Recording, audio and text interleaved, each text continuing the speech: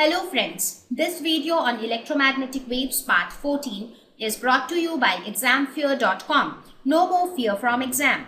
Please make sure that you have watched all the videos till part 13 before going ahead with part 14. Let us look at the first problem. It says that a plain electromagnetic wave of frequency 25 megahertz travels in free space along the x direction. Okay?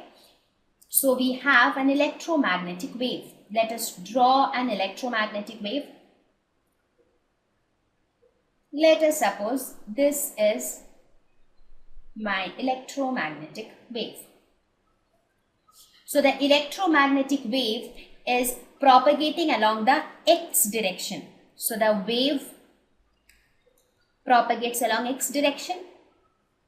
At a particular point in space and time, electric field is given as 6.3 J cap volt per meter. That means the electric field is along the y direction. Let us suppose x direction is denoted by I, y direction by j, and the z direction by k. So the wave is moving along the x direction and the electric field is along the y direction. So we have to calculate the magnetic field at this point, right? So what would be the magnetic field? Now, as far as direction is considered, what would be the direction of magnetic field? Magnetic field will be perpendicular to the electric field and it will also be perpendicular to the direction of wave propagation. I told you, right, that electric field is perpendicular to magnetic field and is perpendicular to the direction of wave propagation, right? So if wave is along x-axis, electric field along y-axis, the magnetic field is along z-axis. And what would be the magnitude of the magnetic field? We know that the speed of light c is given by E by B, right? I mentioned this during the lesson.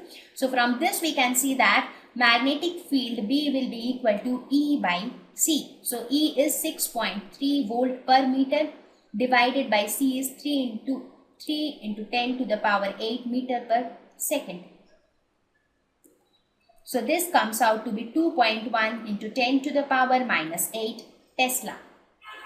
So this would be the magnitude of the magnetic field and the magnetic field would be along the z direction, right? Okay. So now let us look at the next problem. It says that the magnetic field in a plane electromagnetic wave is given by dy is equal to 2 into 10 to the power minus 7 sine 0.5 into 10 to the power 3x plus 1.5 into 10 to the power 11 t Tesla. What is the wavelength and frequency of the wave? So first of all, let us recall that for an electromagnetic wave, this is my electromagnetic wave. Right, so for an electromagnetic wave, how can we write the magnetic field? Let us suppose that the wave is propagating along the x direction and the magnetic field is along the y direction. So we can write magnetic field By is equal to B naught into kx minus omega t, where B naught is nothing but the amplitude of the magnetic field and x is the direction of wave propagation, right? So this is how I can write the magnetic field. The magnetic field can be expressed in this way in an electromagnetic wave. Now, what is the expression that is given here?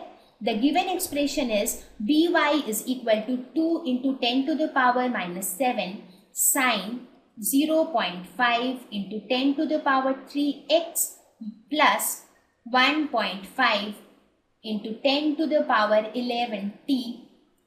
This much Tesla, right? So now if you compare these two equations, so comparing the above expressions, what do we get? We see that B naught, that is this B naught is nothing but 2 into 10 to the power minus 7. So B naught is 2 into 10 to the power minus 7. Next, what do we observe? The value of K is nothing but 0.5 into 10 to the power 3. I'm sorry, I have missed sign here. So k is my wave number. So k is equal to 0.5 into 10 to the power 3.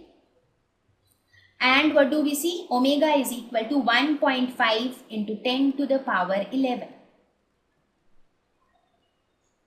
Right? These are the three things which we get by comparing these two expressions. Right? Now, with the help of these three expressions, we will be able to solve this problem. Now, let us look at the first part of the problem. The first part asks us to calculate the wavelength and frequency. So, we have to calculate the wavelength and we have to also calculate the frequency.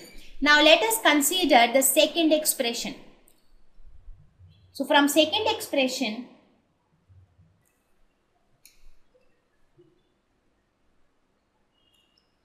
so from equation 2, we can see that k is equal to 0.5 into 10 to the power 3. Right? Now, what is k? K is wave number, which is given as 2 pi by lambda. This is equal to 0.5 into 10 to the power 3. So, from this we can say lambda is equal to 0.5 into 10 to the power 3 divided by 2 pi. So, this value comes out to be 1.26 centimeters. So, this would be the wavelength. Now, we have to calculate the frequency. So, from expression 3, we see that omega is equal to 1.5 into 10 to the power 11. Now, what is omega? Omega is nothing but angular frequency. So, this can be written as 2 pi nu. This is equal to 1.5 into 10 to the power 11. So, this gives nu is equal to 1.5 into 10 to the power 11 divided by 2 pi. So, this comes out to be 23.9 gigahertz. So, this would be the frequency. So, we calculated the wavelength and frequency.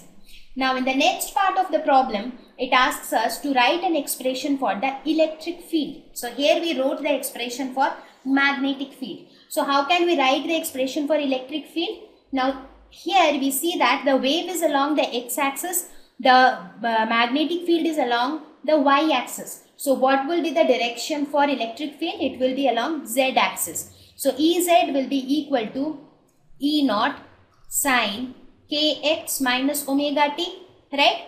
So, now here kx minus omega t, all this will remain the same as the magnetic field. But what would be the value of this electric field amplitude? That is E naught. So, now we will calculate E naught. We know that C is always equal to the ratio of electric field to magnetic field. So, C is equal to E naught by B naught.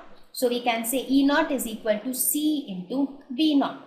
So, C into what is the value of B naught? We can find it from expression 1, that is 2 into 10 to the power minus 7. Right? So, this C is 3 into 10 to the power 8 into 2 into 10 to the power minus 7. So, this comes out to be 60 volts per meter.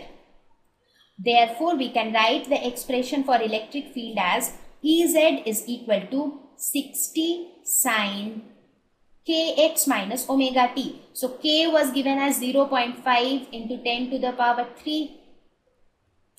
X minus omega was 1.5 into 10 to the power 11 t. So, this would be the expression for electric field in this case. Right? So, now let us look at the third problem. It says that a radio can tune in to any station in the 7.5 megahertz to 12 megahertz band. What is the corresponding wavelength band? The frequency band is given here. That means the radio station can tune between these two frequencies, nu 1 and nu 2. Where nu 1 is 7.5 megahertz, that is 7.5 into 10 to the power 6 hertz. Nu 2 is 12 into 10 to the power 6 hertz. So, the radio can tune between these two frequencies. So, we have to calculate the corresponding wavelengths. Right? Now, we know that we saw the relation between frequency and wavelength. So, what was the relation between frequency and wavelength? Lambda is equal to C divided by nu. So, applying this, we can say lambda 1 is equal to c by nu 1.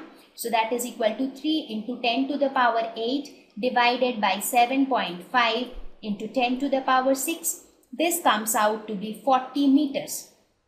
Similarly, we can calculate lambda 2, which is equal to c divided by nu 2. That is equal to 3 into 10 to the power 8 divided by 12 into 10 to the power 6. This comes out to be 25 meters. Therefore, we can say that the corresponding wavelength band will be from 40 meters to 25 meters.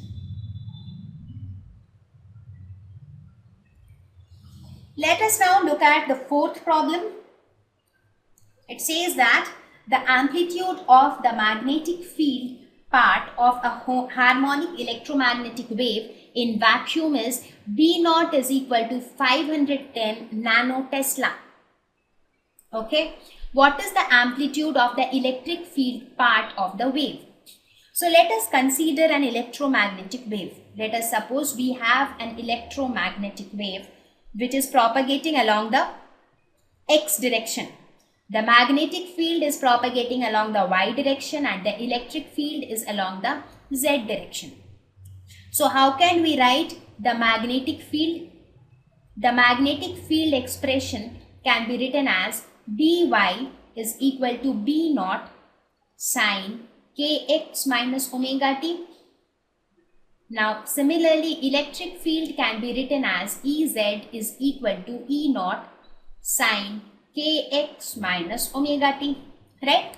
Now in this problem it says that the amplitude of the magnetic field part. So what is the amplitude? Amplitude of the magnetic field part is this one.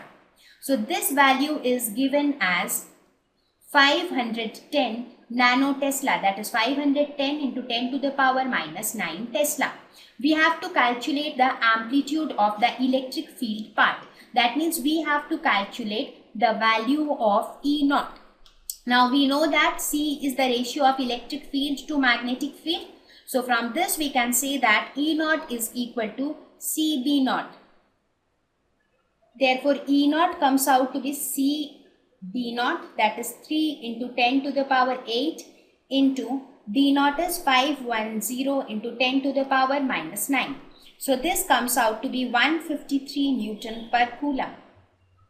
So this would be the value of the amplitude of the electric field part. Thank you.